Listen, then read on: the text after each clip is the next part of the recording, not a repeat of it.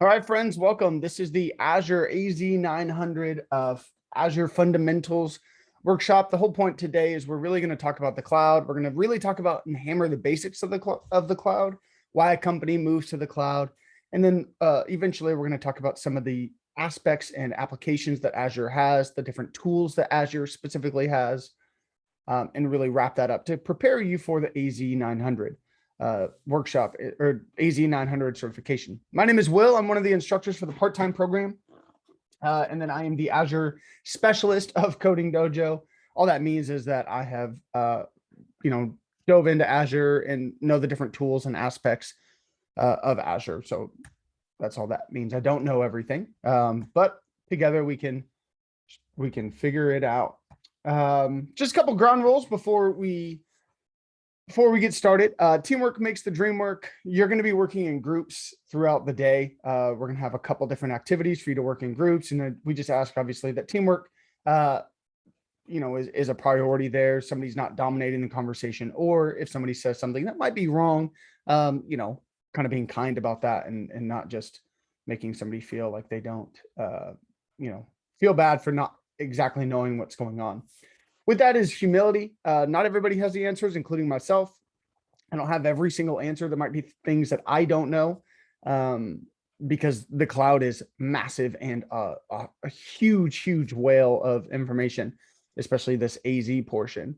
And so just being humble and understanding that, not everybody's going to know. And if you do know, maybe not answering every single question, but giving people the opportunity and chance to answer and learn the material as well. Since you guys are alumni, you guys are familiar with this one, the Strength Through Struggle. The AZ-900 is a massive certification. I'll just be super transparent about that. We're going to be going through about 40 to 50% of the material, really focusing on the beginning of the cloud. The reason we don't, probably more like 50 to 60%, but the reason we don't go through the other 40%, it's all memorization. It's like memorizing pricing structures, which you guys can memorize and walk through. We're going to talk more about the theory and have an understanding of why you would move to Azure. So when you guys are moving into your companies, right, you guys can kind of pitch and say, oh, I think we should move to Azure for these reasons. And here's some ideas, because that's the whole point of this, right? It's not, A is to get certified, but also B, to be able to pitch to your company and have an understanding and be invited to those conversations. When you understand the cloud, you can understand different things, especially if you're at a smaller company. And the last one is respect. That is, staying on mute if you are somewhere loud and noisy, not interrupting people when they're talking, not interrupting me when I'm talking. If you guys have questions, always feel free to put it in the chat. I have it on my second screen, and I will stop kind of periodically to check to see if there are questions or not, or just raise your hand. That also works for me. There. A little bit of housekeeping. Today is October 13th. As you guys know, we're going to be doing this from 9 to 4. I know we initially said 9 to 5. They've been ending about 4 o'clock. Transparently, it might be even sooner. Just kind of depends on the questions, depends on the material that we're getting through. We usually leave a buffer of like an hour for questions to really dive into topics if people aren't understanding those. And the format today is going to be discussion plus exercises. It's really going to be heavy in the morning. Of me talking and explaining theory and explaining different aspects. And then we transition into more group exercises, and the afternoon is really group heavy to where you are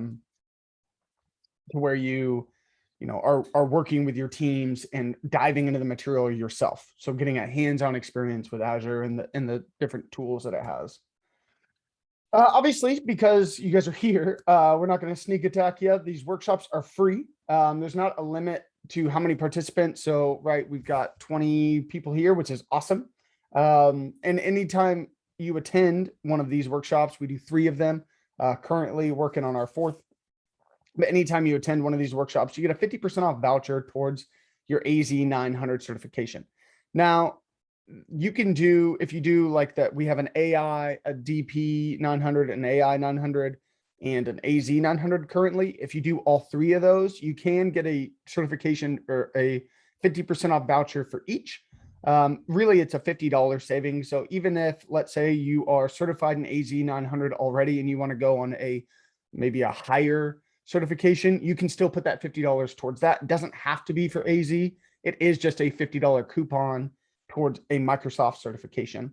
Unfortunately, you cannot stack them though. So the AZ-900 certification is $100. That's why we say 50% off, because we're giving you a $50 coupon, but you can't stack it and, take the AI and the AZ and then just say, I'm going to use two $50 things to get a free cert.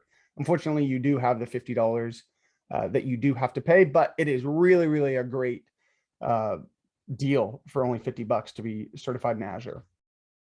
Here's a little bit of the agenda of what we're going to be doing this morning for about an hour and 15. Like I said, it's going to be a lot of me lecturing, a lot of me talking. If you guys have experience in the cloud, if you have an understanding, feel free to kind of chime in if you have something cool to say. This is boring if I'm just talking the entire time. We're going to be really focusing on really an intro to what is Azure and then what is the cloud, right? The cloud is, not this thing in the sky, but like really what is it? Because transparently, a lot of people, I didn't, when I first started diving into this material, didn't really have an understanding. So we're going to dive into that and really why a company would move to the cloud versus being on premise, which means that you have your own servers. So we're going to have a 15-minute break. We will do a group activity after that, which is a fun one. You guys will each get your own company, and then you'll decide and make sort of ideas and decisions on what kind of cloud concept you would do or not. Then we're going to present our findings, kind of talk through some of those things as well. And then we will have lunch. Here are the concepts. Here are the concepts that we're going to be walking through to an extent. These are all of the AZ concepts. So we're really going to be focusing on cloud concepts and Azure services, because that is, I have a slide that shows that's the main portion of the exam. I think it's about 50%, 50 to 60% of the exam. So that's why we really focus on those. And again, this identity governance, general security network features, and then Azure cost management. A lot of those are just real memorization stuff. So we kind of leave that up to you to do on your own as learning. I talked about how the $50 can go to any certification. We currently, right now at Coding Dojo, offer these 3 workshops. We have our AZ-900, which is what you guys are doing. This is a cloud fundamentals, real like comprehensive cloud workshop. Then we have our AI fundamentals, which is really cool. You learn about machine learning in the cloud, different tools like computer vision or natural language processing, how you can use those in the cloud and the tools that Azure has. That's usually our fan favorite, just because it's really cool and you can do some really wicked sweet things really quickly with the tools that Azure has. And then lastly is our DP900. That is how data is handled in the cloud. Now this has web development and data science. I would really say that the DP900 gives a lot of value, even if you are in a web development. So I would kind of put both if I'm being transparent. And then the AI, I would put both with the data science too. The reason is because the DP900 really focuses on how we handle data, both relational and non-relational, the different tools that we have. And so as development, as full stack developers, you guys are handling databases. You are handling how to handle data, which, if you took the MERN stack, you handled a non-relational database with MongoDB, or if you took Python or Java or C#, you handled a relational database with MySQL or SQLite, depending on whatever you used.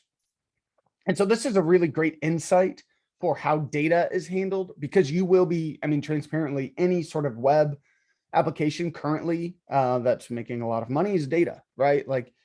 So you're going to be handling, even if you are just on the front end of Facebook, right? You are still tracking certain things, certain movements that people have to have a data point to then sell or do whatever, give great Instagram ads, even if somebody just says a word, right?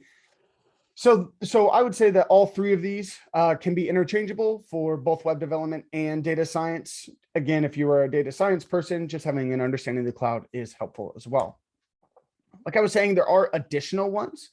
So there is, after you do like the AZ-900 or DP-900 or AI-900, there are additional ones that you can do to where, you can do things like like the Azure Developer Associate. That's the next step after the AZ-900.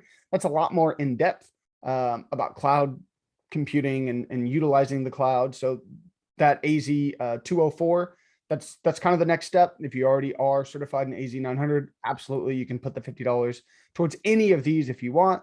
But here are just some other offerings that Azure currently offers right now. We are working on doing a DA-100 and a DP-100, and then maybe eventually we'll get to the AZ-204, which would be really sweet.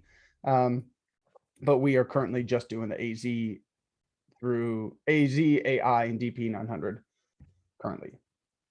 Cool. So our learning objectives for today is that we're going to just learn about the cloud and be able to kind of demystify it, really understand how the internet works, which sounds really stupid.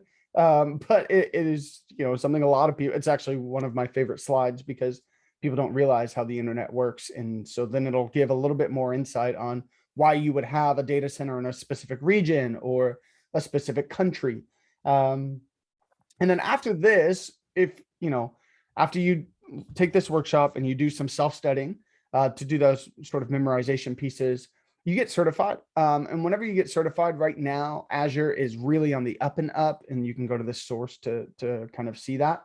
It's really on the up and up on desired certifications.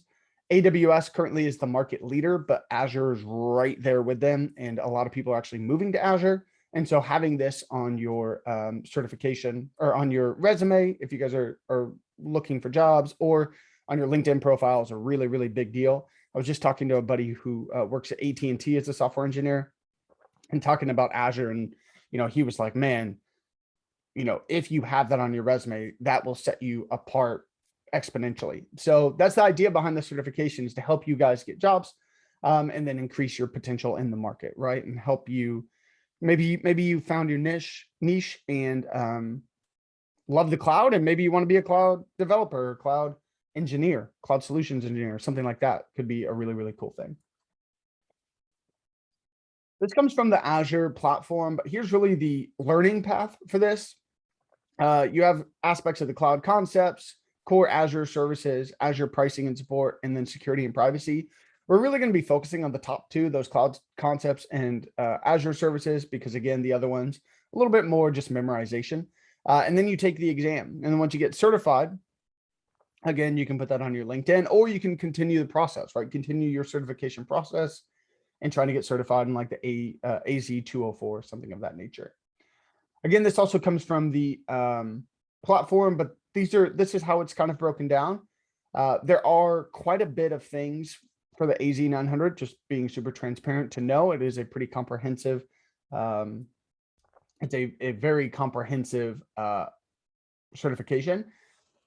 But this is how it breaks down. It's not a guaranteed that it's going to be, 22% is cloud concepts, but it is a larger portion of that. And so this is the breakdown. You can find that reference, and they do change it and moderate it sometimes. And so there's a link down there that you can find, before you take it, just to really focus on what you're studying there. Any questions on the certification process? You do have 6 months, and we're going to talk at the very end. You do have 6 months-ish. I believe February is when the code expires. So you have until February to take it. It's not like it's, a 1 or 2 week thing. But you do have until February, I believe, to take that. And a couple kind of starter things. If you are not going to be able to stay for the entire day, or let's say we start a little bit early and you kind of planned your day, or you need to pick up your kiddos, just feel free to DM me, just private DM me and let me know. And if you can kind of come back and it's not too much, then totally okay. But you don't get the coupon. I mean, at the end of the day is when I will be kind of taking attendance. And that is based off of that. That's who I will send out the certification, the coupon to. So just a heads up there. Any questions before we jump into cloud concepts?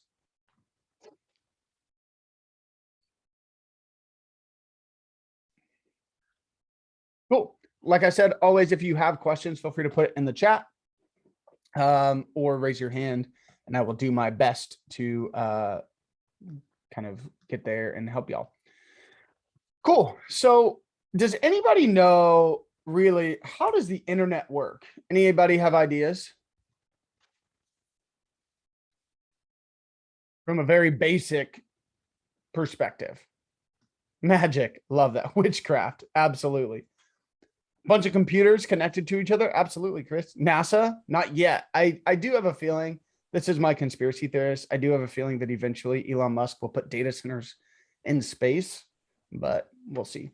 But yeah, Chris had a great point. He said it's a bunch of computers connected to each other. And this is really one of my favorite images, because this is how the internet works. Currently, all these lines are fiber optic cables that connect computers together, and they run through the ocean. So, you know, you can tell from New York up here to more like London-esque, France, Spain, you see all these things because Europe and New York, right? This is like where our stock exchange is. And this is just the one in the oceans, right? There's cables all over the country. But this is how the internet works. These are cables connecting to data centers, connecting to different aspects, different computers that are providing this internet for us, which is fascinating. There was actually a shipwreck, I believe in California, it's pretty terrible. It's a big oil spill. And I think they were saying, I was reading an article that one of the reason why it crashed or spilled or whatever was because it actually hit a fiber optic cable.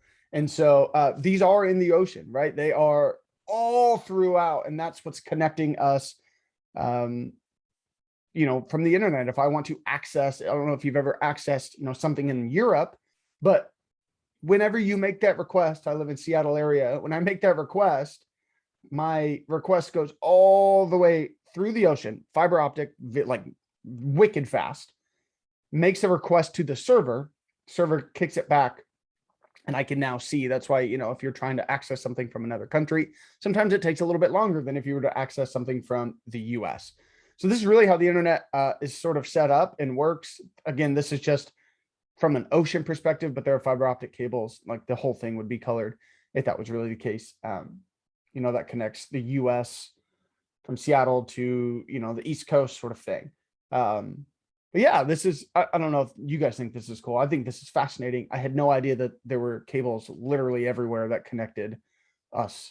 So it's not like a wireless thing. It's through fiber optic cables. Cool. So what is the cloud? And the best way to kind of say this, the cloud refers to software and services that run on the internet instead of just locally on your computer.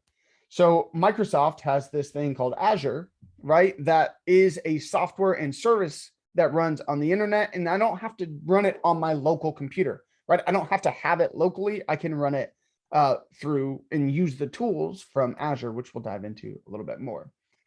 So Azure is a cloud computing service created by Microsoft for building, testing, deploying, and managing applications and services through Microsoft managed data centers. Now, this is from Wikipedia, but we know that Wikipedia basically is the law. So that is what Azure is. Now, Azure is Microsoft's version of the cloud.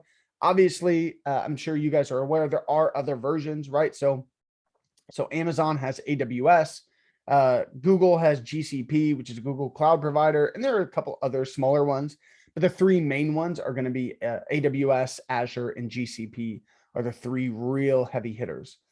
For more enterprise stuff, now if you think of a personal cloud, that's where Apple really takes the cake. Apple, right, obviously has their iCloud. That's their personal like usage. These are more enterprise for like companies or organizations. You can kind of think about it like that. They do have different aspects of personal. So like, you know, AWS, you can host X amount of pictures, or Google, you can host X amount of pictures, especially if you have Google Pixel, it's way easier. But the market share, at least in the US for personal data, is Apple for sure. So let's say we have a company, right? And we are going to, we have a company and we have an application. If we have an application, we have two options, really two options. First one is we can host it what we call on-premise, which is where the company houses all servers locally and everything is done in-house. So if let's say I have an application and I want it to run, I would have my own servers. I would have my own network.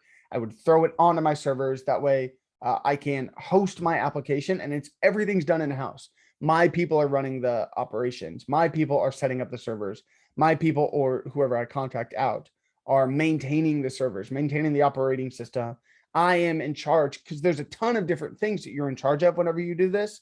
Like I am in charge. You can kind of think about, right? A server cannot overheat, right? So I'm in charge of the air conditioning. Maybe this is data. This is really sensitive data that is saved on this hardware. Well, I need to then hire security to make sure that my servers don't get stolen, right? So all of this, it has to be handled in-house. And when a company has their own servers, we call that on-premise. On the other side, the cloud is when a company uses a service to house and care for all servers, at times utilizing resources of a cloud provider. So basically, instead of me having to have all of these servers on hand, instead of me having to handle security, instead of me having to handle cooling, instead of me having to handle the operational aspects, I can pay somebody like Azure or Microsoft. I can use Azure to actually do all that for me. I can borrow basically their servers. I can put up my application on their servers if they have a tool. So like Azure has a great tool for machine learning called computer vision, where it can basically detect people's faces, detect people's bodies, can detect cars, and it can detect a bunch of things, right? It's a trained model. If I wanted to have that in my application, I could also pay for that resource and integrate that into my application. So that's one of the big benefits of the cloud is I don't have to house anything on my own, right? I don't have to pay for any of that. And we're going to look at some more concepts with that in a little bit, but I don't have to worry about any of that. And at the other time, like I can also utilize free, not free because they do cost some money at times, but I can utilize resources and code and applications that I actually didn't create, but Microsoft created, which is really neat. So when a company is moving from on-premise to the cloud, let's say your company was founded in 1980 or 1990, and it's housed everything, and now you're realizing, okay, you need new servers, and this is actually costing an arm and a leg. Let's say the company comes to you and says, hey, what would be the benefit of us moving to the cloud versus being on-premise? There's really 6 big benefits that we're going to walk through is high availability, agility, scalability, geo distribution, elasticity, and disaster recovery. So these are going to be really the big 6 benefits. And we'll talk about those, what that means. So when it comes to high availability, depending on the different service level sort of agreement that you have with Azure or your cloud applications, based off of that, your apps can provide a continuous user experience with no apparent downtime, even when things go wrong. And so what that means is, let's say that you are being hosted, you're being hosted on the East Coast, and there's a hurricane, right? If I have got, depending on the service level agreement, basically the contract that I have, maybe I have it set to where if anything goes down, or I have a backup somewhere else, or I have some sort of different area. Even if things go wrong, I can quickly move it over because there's servers all over. One of the big things with Azure is that they actually have the most servers in the world from any company perspective. So they have the most data centers, than anybody in the world. They are #1 in data center market share. So the idea behind high availability is even if something goes wrong, I can just move it over somewhere else. And my application has minimal lag, if any. Now think about it. Let's say there's a hurricane and your warehouse or your server space gets flooded. Well, you're either going to have to disconnect all your servers and then put them somewhere else. So that has downtime. Or B, let's say all of your servers get ruined, right? It's just flood all the way to the top ceiling. If that happens, you then have to go buy servers. You have to buy them quickly, as quick as you can, right? You have to buy racks. You have to buy everything. Somebody has to set up the network somewhere else. Somebody has to, set it up. They have to update and do the operating system. And you might potentially lose if if your servers are ruined or you didn't have any sort of backup, you might actually lose all that information. So let's say your entire company's database is on there. If something goes wrong, if your building catches on fire, you might lose everything, right? Because it's on that server. versus the cloud is if there is an issue, you can kind of transfer it over and you can be up in seconds. Yep. Wrong way. The other one would be called scalability. Now, let's say that we are a company that we are there's two different ways you can vertically scale and horizontally scale. And let's say we're a company that is doing Black Friday. We are a retail company and that we're going to have this massive Black Friday sale, or Amazon Prime Day is a great one to kind of think about, right? Your traffic is going to increase exponentially on those days. On Black Friday or Prime Day, your traffic is going to increase. And what we can do with the cloud is if my traffic is increasing, I can scale in one or two ways. I can scale horizontally, which increases the compute capacity by adding instances of resources. So basically what I can do is if I am getting a lot of traffic, I can add more computers or computing capacity to my to my account to handle all that traffic, right? I can add that and it will handle that traffic more for me versus let's say I have something really intense that I want to do some sort of like machine learning model. I can actually scale vertically, which just increases the compute capacity by adding RAM or CPUs to my virtual machine.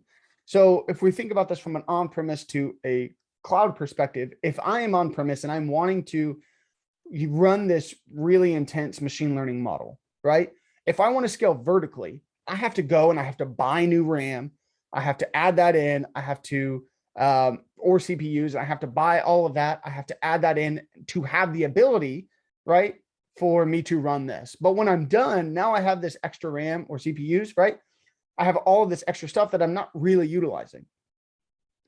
With the cloud, I can just press a button, get access to more RAM. And then once I'm done, say, okay, I'm done here. I don't need this anymore, right? That's scaling vertically. And then horizontally is basically, we can think about it like this. When we're running something, let's say just on our laptop or our desktop, that's on one computer, right? And I'll have maybe a capacity of 16 gigs of RAM. Let's just say, stick with RAM. Let's say I have 16 gigs of RAM and this is getting a little bit slower.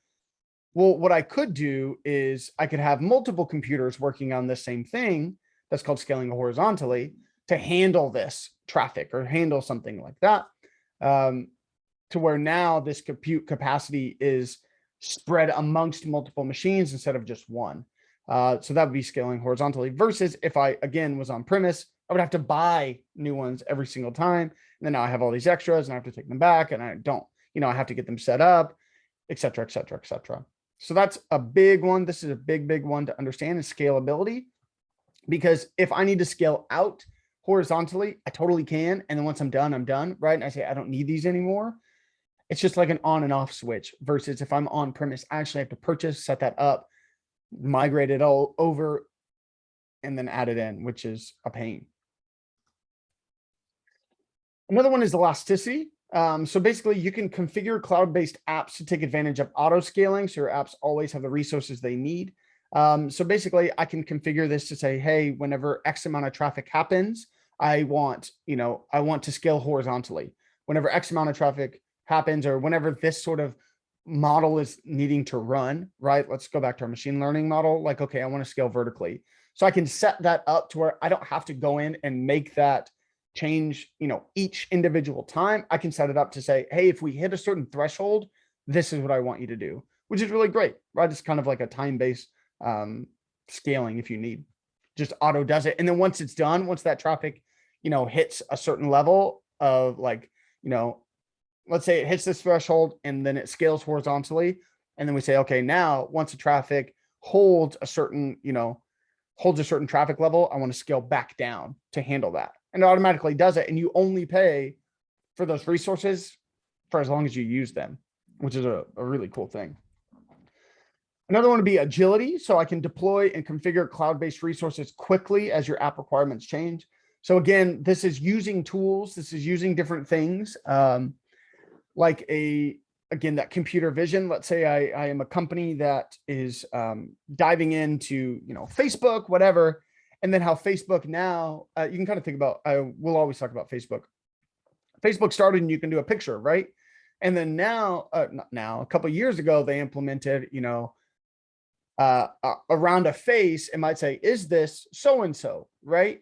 And so I can click and then tag that person within my photo. If I want to do that for Azure, right, what I could do is, let's say I started with Facebook and I'm hanging out and it's hosted on Facebook.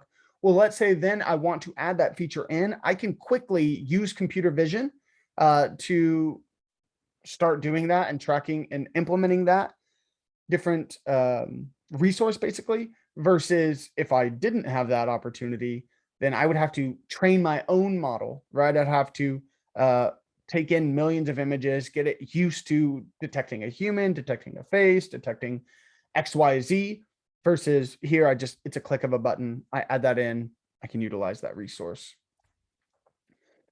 Geo distribution is basically, I can deploy apps and data to regional data centers around the globe, thereby ensuring that your customers always have the best performance in their region. So this really comes to in two ways. We're going to talk about region pairs and just regions and data centers and availability zones later on. But two sort of things, right? What this geo distribution in the cloud allows me to do is I can set up a data center wherever my base majority of my customers are, right? So let's say I am a company that sells soccer jerseys, right? And I have really quality soccer jerseys. Well, the US is soccer, we kind of like it. But in Europe, in the UK, that's really where you're going to get your big market, right? Like where the EPL is, or La Liga, right? So when you have those and your customers are there, you might want to set up a region there. That way, when they go to your website, it's not slower and there's not as much lag, right? Versus, oh, I can, my server is in Germany, which everybody else can get to very quickly. So they have the best user experience. The other aspect of geo distribution that's great is, I don't know if you guys keep up with any sort of tech news, but the EU is really hammering basically what data you can have, what data you can take from a user, different things, different requirements compared to the US.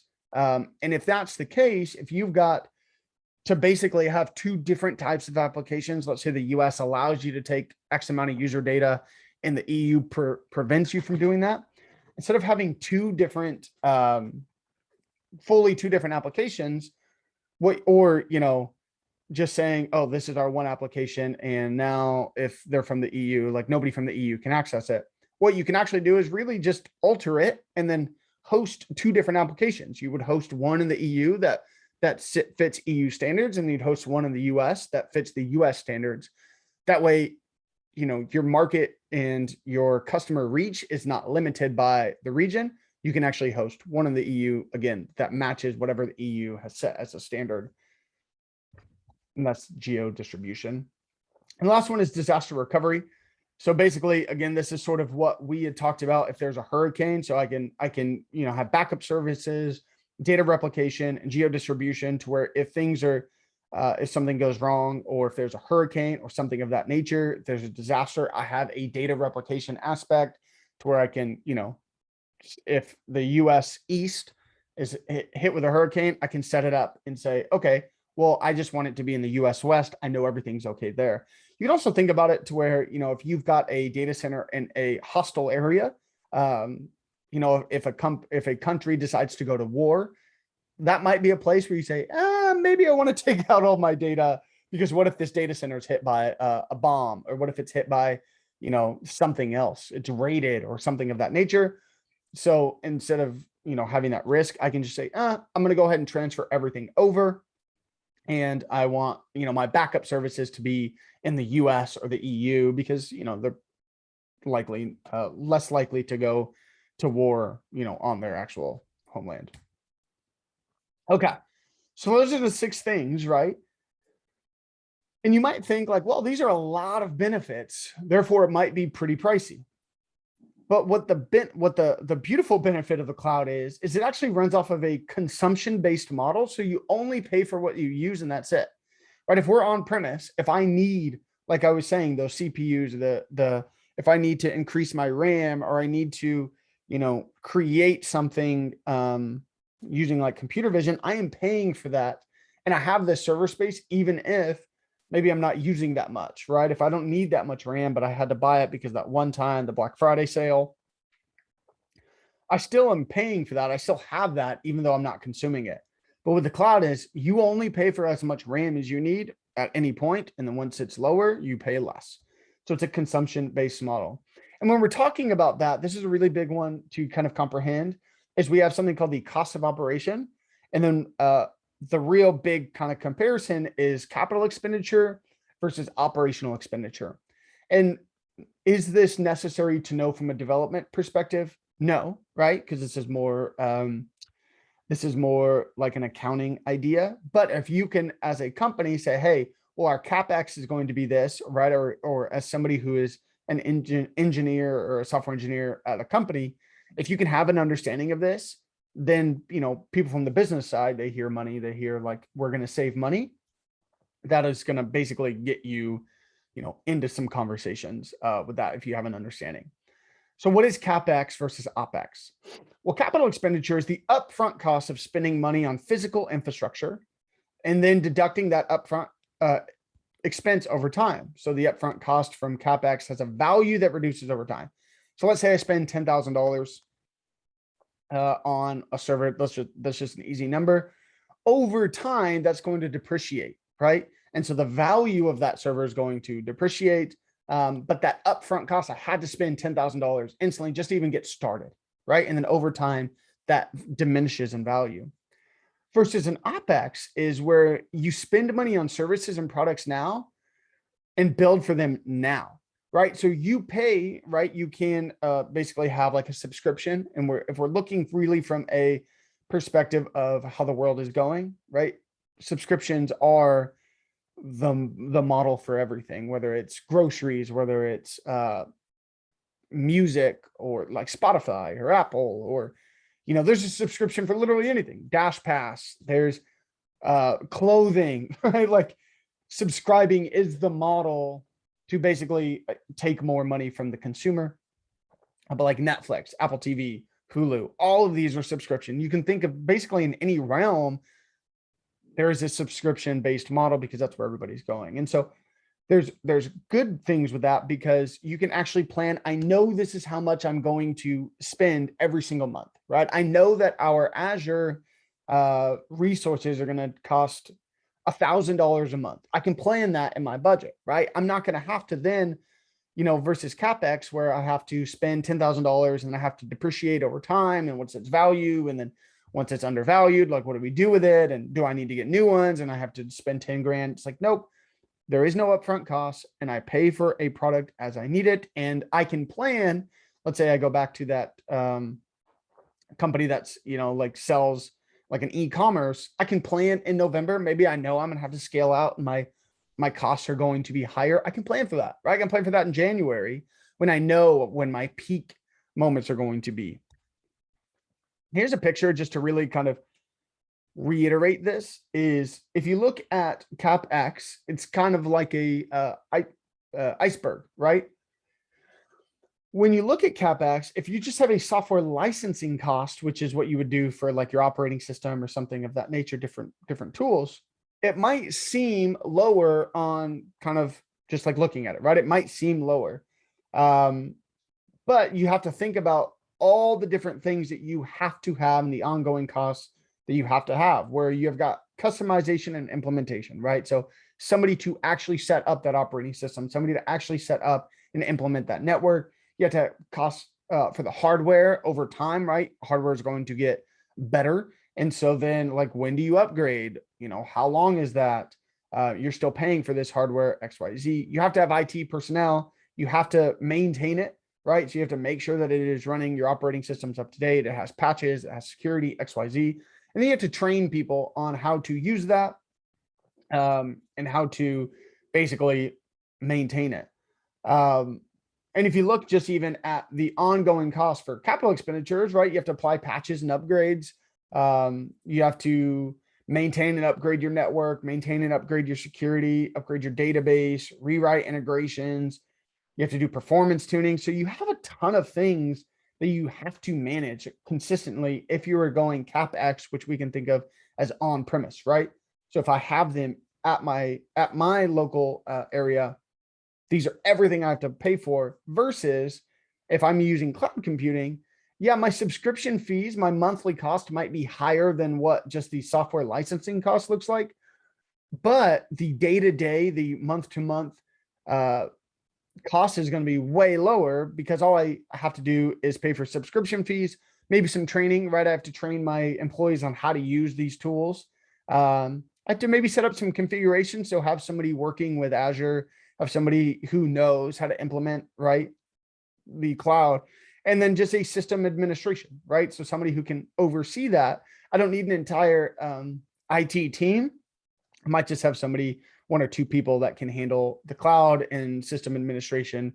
If my like my accounting firm is using a different tool than my development firm, right, I might be able to kind of handle those, put them all in one, or XYZ.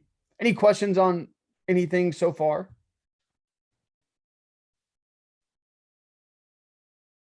I read somewhere that on average, if somebody moves to the cloud, they actually save, I think it was 78% by moving to the cloud, because you versus being on premise, which is a pretty high number. Cool. Well, we're rocking and rolling today. There's a couple different cloud service models that'll be really important for you to know. And there's three different ones. First one's called infrastructure as a service, or you might see it as IaaS. And this is a cloud service model that is going to be the most bare bones and the closest to having physical servers, right? So a cloud provider is going to keep the hardware. So they're going to keep the servers, the server racks. Again, they're paying for the IT personnel to just maintain the network and the servers and security and all that. But we are in charge of having an operating system maintenance. So we have to put our own operating system on there. Our network configuration is up to me as the cloud tenant. So basically I'm renting the hardware, right? And that's it. I'm renting the hardware. I'm renting, basically they're paying for the hardware, and they're making sure it's up to date, right? So I don't have to like re-up every 3 or 5 years. The cloud provider pays for that. Cloud provider pays for security. They pay for the cooling of the room. They pay for the physical area, but everything else is up to me, right? I take the server, I put my own operating system, have to maintain that, have to maintain the network configuration, right? And how everything's configured, everything's taken care of. So this is basically, you get the access of having full control, which is awesome, but you don't have to incur the upfront cost of buying and maintaining physical servers, right? I don't have to pay for the security. I don't have to pay for that IT team to make sure that everything is working. And therefore, if I ever want to stop, I don't have to then turn around and like sell my servers or anything like that. Say my company goes under, I just stop my subscription. I don't have to then, I'm not sitting on hundreds of thousands of dollars worth of hardware and material. The next one scales up a little bit more to where this is a cloud service that is managed, that is basically a managed hosting environment. So you can kind of think about if you guys took the black belt and you deployed to AWS, you did something like a platform as a service, right? So this will provide a virtual machine or an EC2 instance if you did AWS. So it provides that machine and the networking resources. All you are in charge of as the cloud tenant is to deploy the applications to the managed hosting environment. So they handle the operating system, they handle the networking, they handle all of that kind of stuff. All you have to do is you have to put your application onto that environment or that virtual machine or EC2 instance. Again, very similar to what you did if you took a black belt and you deployed, very, very similar to that, right? If you deployed, you basically SSH'd into an EC2 instance, you went to GitHub, you hosted your code there, and then it ran it, right? And you had like an IP address that you could send people, and then not an IP address, sorry. You had just like an address that you could send people to, and then it would show your actual project or your application on the internet, right? It hosted that. That's what a platform as a service is. This is a nice middle ground, if I'm being honest, to where you don't have to have so much experience in the cloud that you know how to handle networks and operating systems, but then you do have some flexibility because you can put your application on, right? So if you are building an application for yourself, this is a really, really great tool. And the last one is a software as a service. Now, this is a kind of the most restrictive, but then also the easiest at as a certain point. It's basically a cloud service model where the provider manages all aspects of the application environment. So manages everything for you. All you need to do is provide their data to the application managed by the cloud provider. A great way to think about this would be something like a Squarespace or a Wix, right? They are handling, if you go to Squarespace, if you've ever built anything or messed around in Squarespace, it's basically a software that I can go on and I can drag and drop my images. I can set up a database of emails. I can do all that, but I don't have, I don't have to build the HTML and the CSS. It's more of a drag and drop. A lot of these drag and drop things like Wix or Squarespace are what we call a software as a service, right? Which can be nice. It's very quick, right? I can quickly make a website instead of me having to build it out, utilizing different tools such as, I don't have to like have a front end framework. I don't have to like build out a back end server. I can just quickly throw it on Squarespace. I can use that software. I pay for that software, and that is it. I am not sure what Power Apps or SiteGround are, so I'm not familiar with those two. Unfortunately, there were some questions what Power Apps and SiteGround would be, and so I'm not familiar with those. But during my break, I can look at those and answer that for you. Now there are some benefits again to having a software as a service, right? I can quickly just make a website in a day, super easy, and it's much cheaper. So for the mom and pop stores, you can think of like a coffee shop instead of having to hire somebody, like you guys and pay $50 to $100 an hour to build them a website that's fully functioning and working and hosting. I can just go and pay Squarespace $25 a month. I host my website and it just shows my company hours or whatever. Now, one of the downgrades or the restrictions of software as a service is you don't have as much control, right? And so you are limited to what that software allows you to do. So an example would be, I, a couple months ago, was contracted to help with a website, right? To where they had a WordPress website and they wanted certain things done. And so I was contracted out to do that.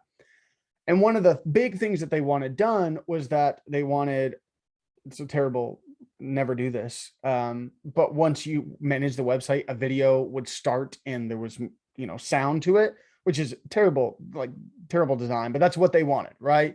And their marketing guy was like, I know that this is terrible, but this is what our person wants. Well, I couldn't go in there because of the way that WordPress was set up and the way that their original person who set up their application, what they used. Because of that, I actually wasn't able to alter that. Like I was restricted, and I told them, unfortunately, I'm restricted by the way it's set up and the tool that you used. I'm restricted and I can't do that. And that would just be a great example of if you wanted something particular, right? If you want to do something like a Squarespace, if you wanted like a pop-up, like a modal, right, to pop up, well, there might be a subscription that allows you to do that. So you might have to have the business. So like another person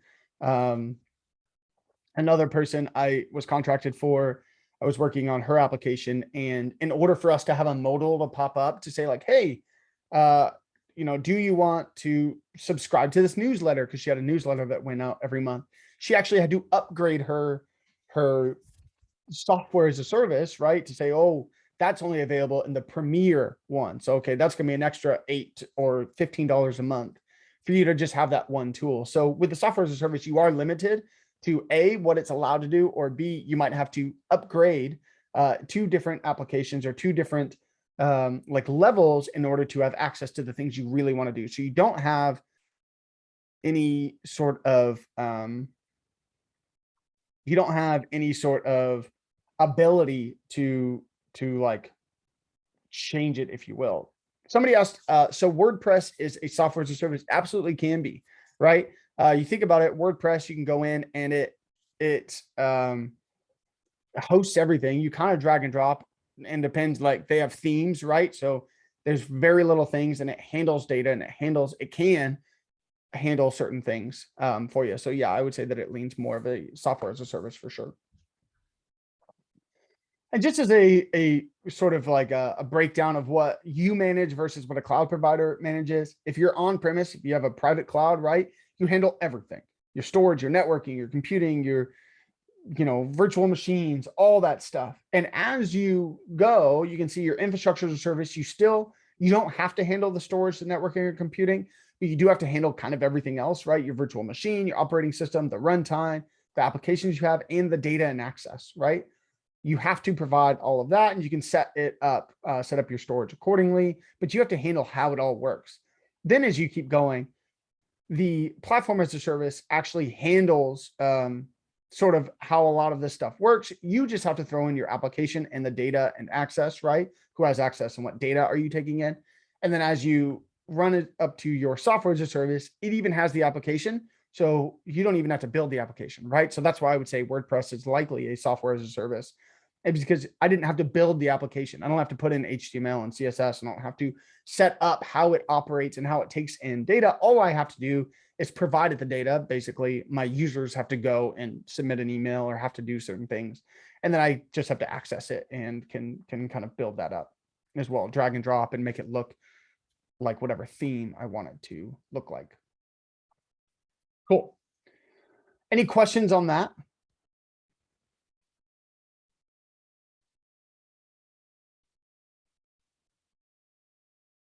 Cool.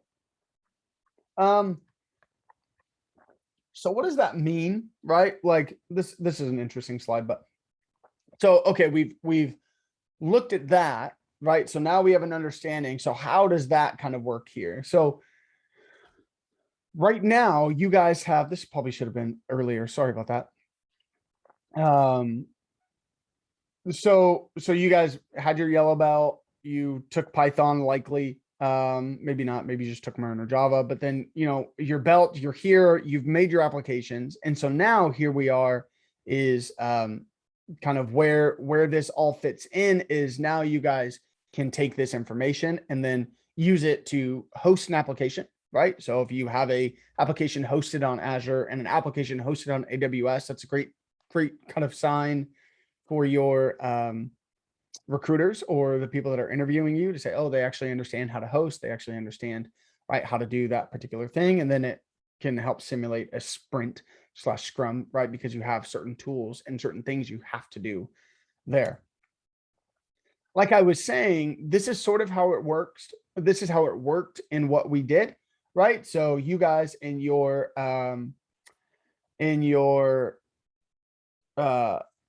black belt, if you guys did a black belt, is you guys had your application. So we talked about what it is. There's a practical application. You had your application. You set up an EC2 instance. You SSH'd in. Then that EC2 instance pulled your code from GitHub that you already pushed. Use GUnicorn. This is from a Python perspective, and Nginx to host and show that. Now that's great, but can anybody see any issues with something like this? If I were to host everything like this, could there be an issue here? Any ideas? Well, let's say I change multiple things about my application, right? If I do that, if I change multiple things about my application, each time I have to SSH in, and each time I have to pull that new code up, right? And so from an enterprise perspective, this is really how it would work. And this is based off of one of our instructors worked at AWS. And so this is how AWS sort of had it set up.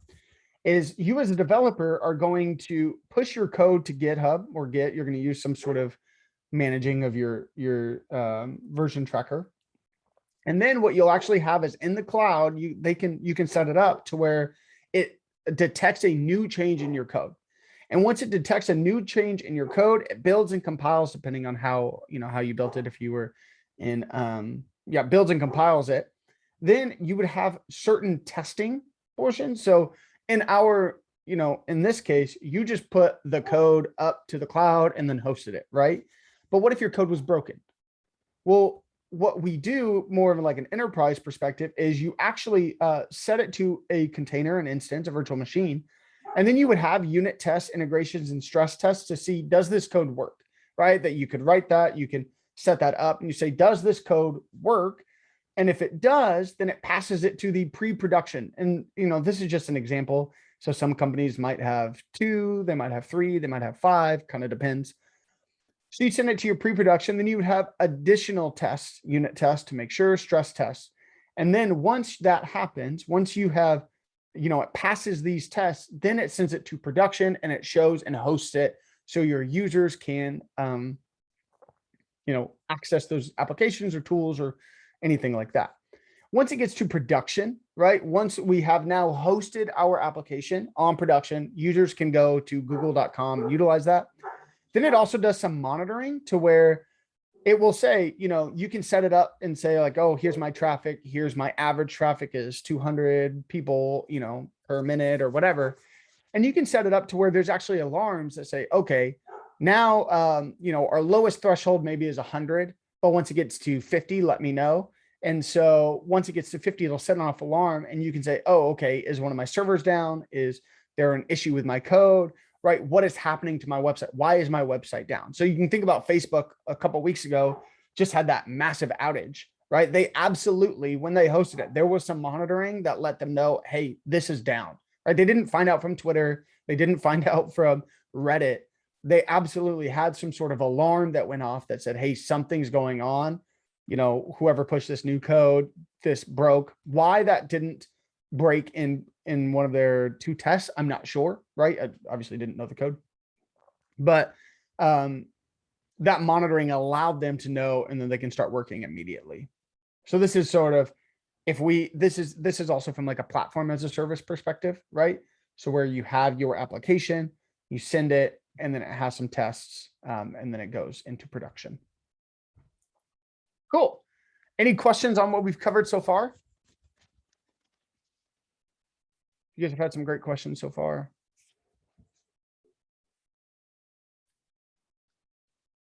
All right. Well, I will go ahead and we're going to have a 15-minute break and then we will continue. We're going to have our first group exercise after this. So we're going to have our 15-minute break. I will pause the recording here. All right. Welcome, friends. Let's go ahead and walk through this exercise, this first exercise. Do I have a volunteer for any sort of group to go? It doesn't matter which group. Any volunteers? We're small business too. I'm happy to present. Yeah, absolutely. Cool. Do you want me to screen share or? Yeah, that works. Either one. You can screen share. You can just present either one. Cool. I'll just present then. So Okay. we actually, so in my group, it was Sai and Lisa. Lisa, would you mind explaining the business concept just because you're more familiar with it? Yeah, sure. So we just use the business that I already own because we're not creative like that. So the business that I own is a small B2B consultation company where I provide different kinds of consultation to behavior analysis companies on technology solutions. So like setting up telehealth devices that they'll need to use, HIPAA compliance, storage that they need, and also clinical consultation and business consultation. And it's just me and my partner who own the company, and he's a cloud support engineer, and I am now a software developer. But when we started the company, I was not, and he has a full-time job. So neither of us were full-time in the company.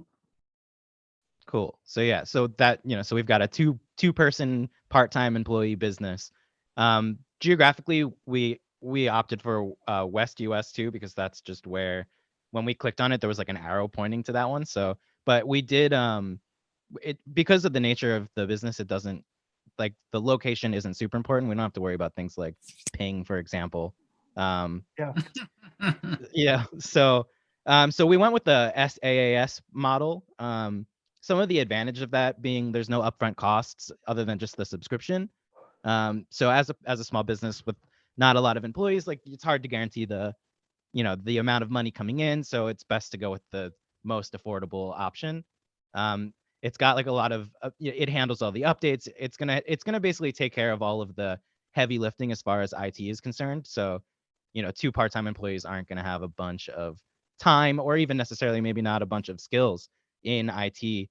They haven't hired an IT professional yet. So having this model managed by the platform. Like an example we kept using was like something like Squarespace. That platform takes care of a lot of the heavy lifting as far as like tech, managing your backups, redundancy, like things like that. You don't have to worry about your site going down and then like losing money while you struggle to get it back up, for example. So some disadvantages, you have very little control. Can't access the server or add apps to it, things like that. If you wanted more bandwidth or storage, you'd have to upgrade your subscription. It's not something you can like manually sort of do on your own. You have no control over updates, just like things like the platform basically operates as the platform operates and you are just along for the ride. So that, that can be an advantage, but that can also be a disadvantage. So yeah, I mean, that basically sums it up. If anyone has any questions or anything you want me to add, happy to do so. No, I think that's great. I think you hit it right on the head, and you would see this, and typically we see this in the workshop, is a small business typically is going to go with a software as a service because of the exact things that you said, right? That you don't have to really do much. It's all managed for you. My example of a coffee shop, just wanting a website that shows the hours of operation, right? Like, you don't need to hire a web developer if you can just go to Squarespace. So I think that's great. Really well done, guys. Like you said, the US West 2 as a location is probably the second most popular in the sense of US East. The travel time, if your company is, or if your customers and consumers are typically in the US, travel time, whether you have US East or West, is so minute that you're not going to see necessarily a difference. And so, yeah, well done. Did the small business one, did you guys have anything different or anything to add? From a cloud standpoint, we went pretty much the same thing. I think someone else could probably speak more on that than I could. I specialize on setting up the business. Oh yeah, way to go. Cameron? Cameron, Patrick, Justin, do you guys have anything to add? Anything you did different, or were you guys same? I mean, honestly, it was pretty much the exact same thing. We had a Perfect. little bit like, actually almost every similar reason as well. Yeah. Well, that's normal, right? For a small business, typically software as a service is going to be the best one. Now, I did have a niche group one time that was a small business that set up hardware for like on-premise services, like basically a consulting IT company.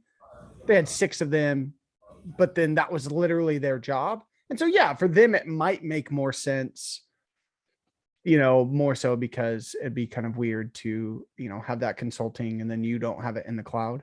So that one particular thing, they might host on-premise or they might have something, but yeah, I think you guys hit it right on the head with small business is typically going to go with that unless it's a really niche thing that, doesn't make sense. So way to go. We One wanted for to own me- the hardware, but we didn't have to explain the whole business for that. You one more time, I'm sorry. Oh, we wanted to actually own the hardware because of our business, Okay. but sorry, we got thrown under the bus. So trying to like No, you're good. trying to readjust. I can share screen. Sure. We also were thinking about like privacy and overseas service. Okay. Like where at? Brazil. Okay. Yeah, Brazil, exactly. Yeah, I guess without knowing your company, yeah, let's see. So we have W&J Candy. It's a food truck that looks like an RV. Don't ask questions. We sell artisanal candy to a very exclusive set of customers. We chose this business model because we're not tech savvy people. We more focus on our candy and Okay. how to sell it. And pay as you go is perfect in case the company needs to shut down temporarily. The less people involved in the business are great. W&J are the name of our founders, Walter and the other guy. Yeah, we need private clouds that in case something happens with our server, it's not anywhere else, we know exactly where the information is and can get rid of it. I mean, clean it quite Yeah. quickly. So that's our business model is kind of a meme. That's why we had to explain it a little more. Okay. No, I think that again, you found a niche thing where, I'm sure that some of your founders have been doing great in chemistry. And Indeed, yes. fun fact, that's my hometown, Albuquerque, New Mexico. But yeah, no. So I mean, I haven't had this one yet. So way to go, guys. This would be one, right? Where you want to keep this stuff private. So here you would have a private cloud that, just in case, you're not locked out or you have access to your data. Yeah, this would be a reason why this is really interesting, actually. Because if you think about it, there are illicit activities that are happening where you don't want that being just in the cloud where Azure can access or do something, right? If you are like, basically they're investigating you, right? So this is a really unique way of using a private cloud. Way to go. I've not had this one yet. So this is awesome. We strive for creativity here at White and J. You crushed it. You crushed it. Okay. I loved your methods. One of the things I was Thank you. going to say is that for my website, I actually do use a SaaS, but it's actually been super annoying because I have a subdomain on there where I wanted to have my portfolio, and I can't host any of my Django projects because they don't give me any access to the server. So I can't actually SSH into their server to put my projects on there. So it's actually another reason why I would have actually wanted to use a different thing. Sure. Oh, that's interesting. Yeah. Fascinating. Cool. Thanks, guys. Way to go. Way to start it off. That was awesome. I really like your creativity. I like the way all of you guys are thinking as well. Cool. Anybody from the medium business, 1 or 2? Anybody want to share what they have?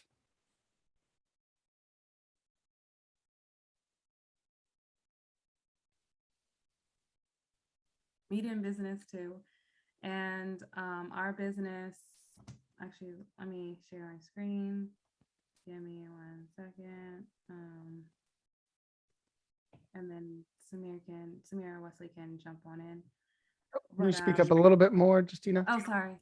Yeah, so it was myself, Samir, and Wesley, and we have a business where we help startups get startup. So this is just like a funny name. This is like let's get it started, and then strategy. And so yeah, so that's just the business. It's going to be 3 different I guess what is this? Geographic located. We just said north, central, and south, just in case, to cover wherever the startup client may be. And basically, we will help startups, whatever it is, whether they have something as goods. So they were talking about candy, but it's really interesting because we had someone, if they wanted to do baked goods, but also if it was a tech startup. So you wanted to have that flexibility as well. And we actually chose PaaS, the platform as a service, only because we wanted the client to be more flexible with how they wanted to set up their business. So say, for instance, here for the advantages, we set an example for like tiering. So say, for instance, like maybe a business is not ready to like really launch, but they just want to just do straight up startup. And maybe they just want someone to help them with the business plan. So there can be a software in there that just helps them specific with a business plan. And then as they go on with their journey, if they need help with marketing, if they need help with operations, if they need help with HR, whatever the case may be, there will be services there to help them on that way, and they can document how they want to use those services. So we said for the advantages, it would be better if it'd be more convenient for whatever the startup client is, that we have a data center there, and then so they can access it quickly. And we said that it will be easier for users. It'll be easier for the user to focus on the actual business plan or implementing the business as opposed to the technology focus. It could have been borderline SaaS, but I said that it made more sense for it to be a platform just more freedom purposes and not to be so restrictive with the SaaS. So, Yeah. and then either Wesley or Samir can go to the other part. Yeah, for the disadvantages, it was kind of tough because if you don't have your own servers, if there's a data leak or a hack or anything like that, none of the servers are on site. And so you're kind of relying on that cloud service team to clean up the issue or handle that. And that's kind of tough as a startup. Other things were if they were using a type of, or I think on our end, if we're using a certain operating system, it might be a little tough to fix those compatibility issues with the server. So you might not have some of the functionality that you would have liked, or it's not as efficient as it was when you were developing it. And then for the type of cloud service, we thought we would provide a hybrid model. So if they wanted their own servers, that's fine. We could just, once we help them set up, we're hands off after that. But yeah, I don't know if Wes wants to share the last one or I could just keep going. You're doing a good job. You keep going, bro. All right. Yeah. So, I mean, we already kind of explained about, we just wanted the most flexibility for the startup. If they wanted to, to build their own applications or anything like that, we thought PaaS would be the best option. Yeah. And then to kind of offload any of that IT team support, the server, or the upfront costs, we thought that PaaS would be the best way to kind of offload that, and they could just focus on their business model and their products and services. Yeah, no, absolutely. I think this is great. Platform as a service does make sense. The one thing I would say is, and we'll talk about this towards the end, but when we're talking about like data centers, if you think about it, each time you have a data center, that is a server, that is an application, right? That's running at that data center. So for your model, it's a little bit different because you're helping people identify which data center. So therefore, okay, your application's not on all these data centers, so you might just help them go to different data centers. But let's say I wanted an application like I was the pet Facebook, just being in one data center, like the US East and that availability zone, that would be sufficient to supply all of the US and likely Central and South America, right? Like AWS will be hosted in one data center. Or a portion, right? So like the Kindle, right? One of our instructors worked on the Kindle side of AWS, and that is hosted just in one server. Well, not one server, but one data center. So having 3 ups your cost, right? And this is just, I know that you didn't say that this is what you would do, but it's more of a, if you were to have multiple data centers, you have to really be strategic, because not only do you have to increase the cost, but if you're doing a platform as a service, you have to maintain the code base for all 3, right? And if yes, it would be nice to have a data center everywhere, or have an application on every data center, because it'd be, the most optimal for your consumer. But with that, you have to maintain, you have to operate, you have to push code, you have to make sure that each, compliance issues. So that's just something to keep in mind. I know that's not what you guys did at all. And I understand what you guys are saying. So way to go. Yeah, but go ahead. No, that makes sense. We weren't, at least I wasn't aware of that. So yeah, could modify that. Yeah, well, it makes sense for you guys, right? Because you're saying we just want to have access, because you guys went about it in a different route, which I love. You said this is what we would provide for our customers, and I think that's great, right? Because in theory, you're not going to have a customer on 3 different data centers. You're going to have it on the central, or that's what your model said, right? The central or the west or the east, wherever that's closest to their customer base. I think that's great.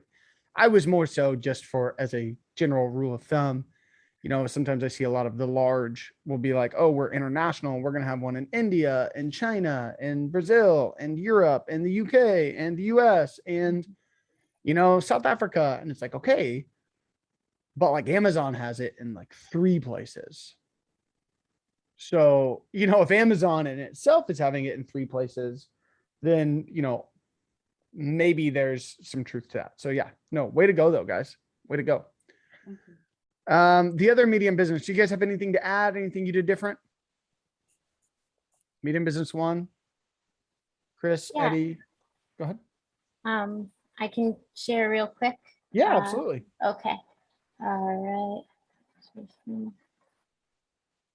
So we just went with the fun concept. We did the virtual squirrel. Oh, fun. And after listening to what you said, we probably don't need 3 geographical locations, but we did like a triangle with Cool. Canada, Brazil, and Australia. And it's a subscription where the user would pay per month, and it collects squirrels. And there'd be service upgrades to the squirrel and maybe a gaming aspect. Oh, fun. And we chose platform as a service so that we can build out all our components and then just deploy. Yeah. And the other reasons people have mentioned, and we would be public. We chose public because it's cost saving to us and we can upgrade our needs as our business scales. So that was that. Yeah, no, I think that's great. And especially with the public, you hit it right on the head. It's a cost savings because you don't have that capital expenditure. You don't have that upfront cost of buying a server, but you can scale and you can adjust as your company grows. Now, I think that's great. And one thing to even think about when we're thinking about regions and data centers is really thinking about, and it sounds silly, but like the country or the area as a whole, right? Maybe not from a technological standpoint, but if you think about, how is Brazil's government operating currently, right? What are the current events in these countries? Is there issues? Is there strife? Is there electricity? How's their grid? How is, all these different pieces that you can kind of start thinking about and saying like, oh, does the benefit of hosting in Brazil outweigh does that benefit outweigh the negative aspect that a customer might have from Argentina, right? Going from the US East to Argentina versus Brazil to Argentina. But I like the idea of the triangle because you're trying to hit, the main pieces. I think if you have a large, if you have a large mass in like Australia / New Zealand, it makes more sense. Like it makes sense to have there because that's such a long distance. But yeah, no, well done. Very well done.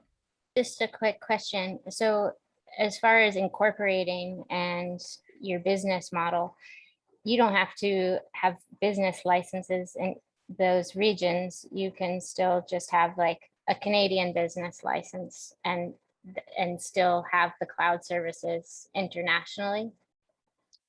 Great question. I believe so. There's, whenever you're setting it up, there is like a location on where you want to host it. I don't believe, because in theory, you're working with Azure, who's a US company. So I don't believe you have to have a license in Brazil. I wouldn't think so, because they're just hosting your data that's accessible all around the world.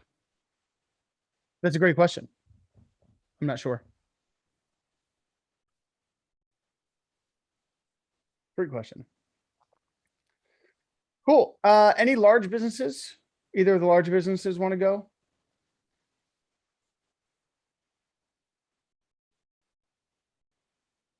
Yeah, I suppose we can go. We're group 1. Okay, I'll go perfect. ahead and share our screen here. So we went the company Comtech. We're the large company, so we just kind of made some numbers up here. We have 500 employees, 3 locations across the US. Our idea for the business model was in-house communication, similar to Slack and Discord, communication services, and then maybe also like products for communication like phones and such. We decided to go with the IaaS for the infrastructure, since we're a large company and we're able to create our own infrastructure. And the advantages of that being flexible, being able to run our applications, our organization can control the security and stuff. Using the IaaS and the cloud model, we can have control over most of the application. Some of the disadvantages, it would be more costly because a lot of it would be on the company's end to do. But then when we go for what type of cloud we should use, I was considering private, since this might be information that we don't want anyone else outside of the company to be able to access. If it's like private, excuse my dog. Oh, good. But for our decision, we said being a large company, we're able to create our own infrastructure and can use hybrid cloud, private cloud model to compute and scale our applications. Yeah. No, I think that's great.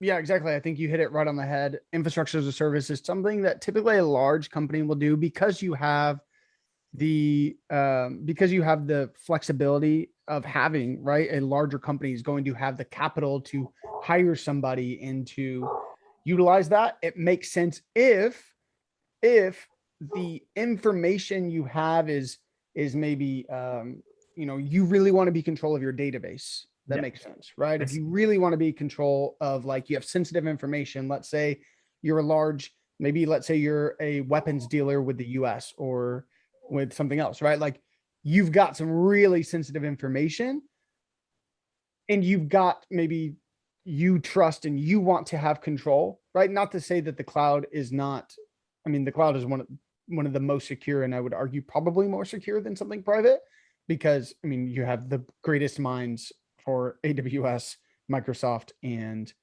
GCP working on security. Because if you think about it, if Azure or GCP or AWS gets hacked, right? Like, that is not great, and people are not going to want to use that cloud.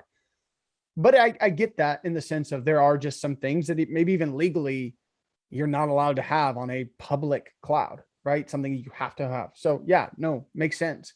One thing I would note is that with a large company, with a large enterprise sort of company, you can have multiple different cloud services. And so something that it's called cross cloud, where there actually would be, a larger company, let's say like a Slack. Well, Slack is, I think, Microsoft now.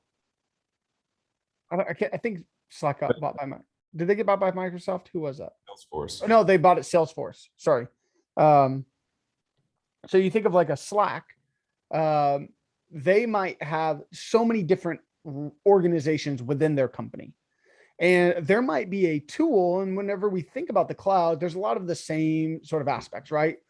This infrastructure as a service, platform as a service, and software as a service is a general understanding and idea amongst the cloud, not just Azure. It is a cloud concept, right? Same thing with capital expenditure, elasticity, high availability. These are all aspects of the cloud. The aspects of Azure that are different than AWS is really the tools that those provide, right? The ways, the ease of use, right? AWS is notoriously harder to use than something like an Azure.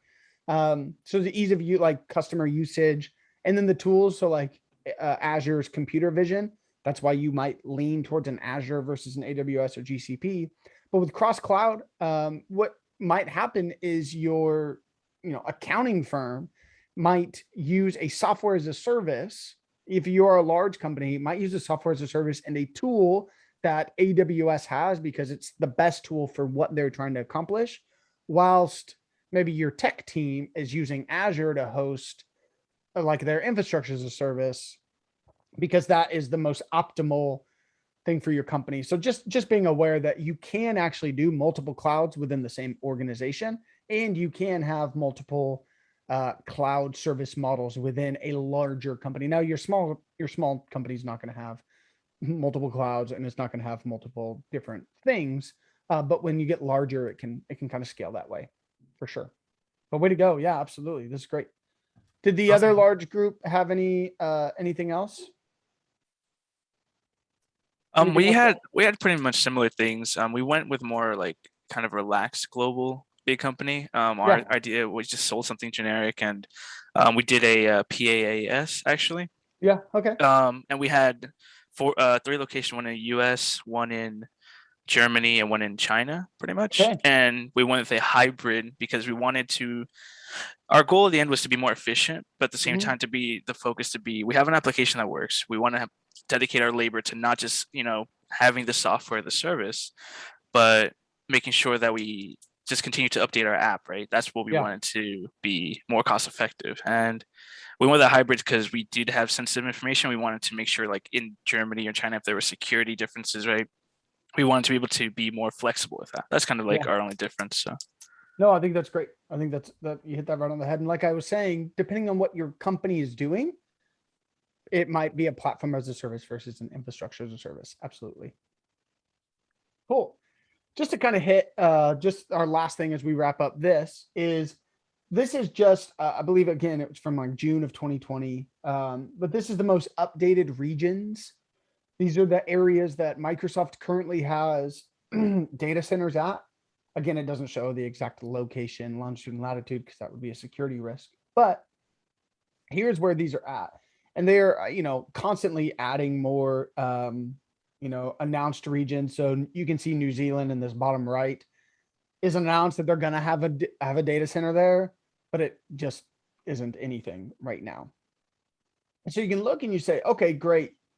I can see how now using this one company, there's an idea in business called born globals. And so back in the day when a company started, it went through a process to go global, right? To go from no longer like within your state, within your region, within your country, and then you go to global. And it was like this long process. But when the internet came, there's a lot of companies, what we call born globals, where instantly overnight you can start out as a global company. Let's say you create something, or you have like a TikTok, right? And TikTok is a born global. Within a year, it is in every country out there, right? And so by doing that, we have access. And one of the benefits of using Azure is that you have access to so many things that maybe your organization started in the US, but for some weird reason, you are massive in Germany, like huge in Germany. Well, you might say, okay, does it make more sense to host in Germany where 95% of my consumers are at and growing? And then sometimes the US, the US people, it's not going to be that big of a lag, not big of a deal. Or do I want to, does it make sense to do both? And again, what you can do if you do both is, let's say you want to host in the US East 2. Oops, I don't know what happened there. East 2, and let's say Germany.